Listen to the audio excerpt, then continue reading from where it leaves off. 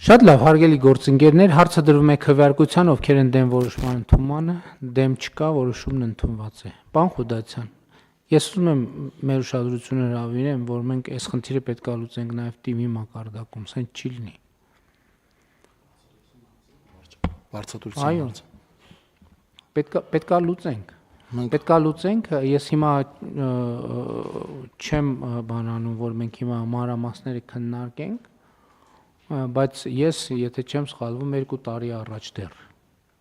առնվազն 2 տարի առաջ, այս հարցով հանձնարարական եմ տվել և մենք այդ խնդիրը պետք է լուծենք,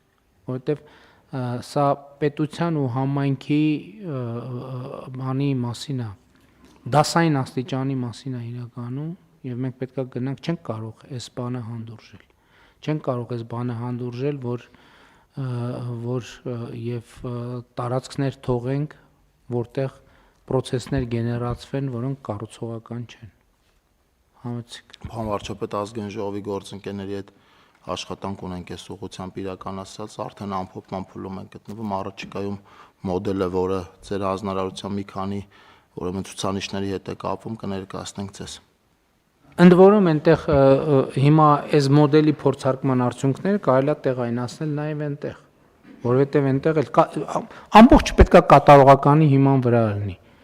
Հասկանում եք, Հայաստանի Հանրապետությունում չպիտի լինի իրավիճակ, որ դե գնացի գործի եկա տուն, ստացա աշխատավարձ։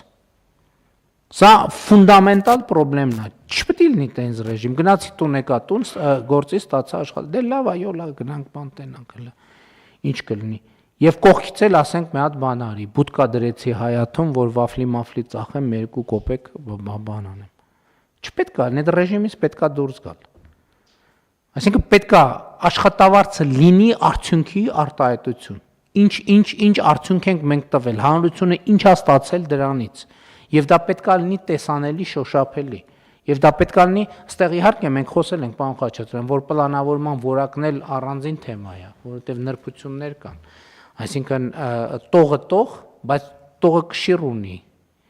Եվ տողի կշիռ, բայց դա հնդածս կկարգավորենք։ Համայնքներում էլ նույնը, որովհետև 1000 մի չափանիշ կա համայնքներում եւ այլն եւ այդպես շարունակ։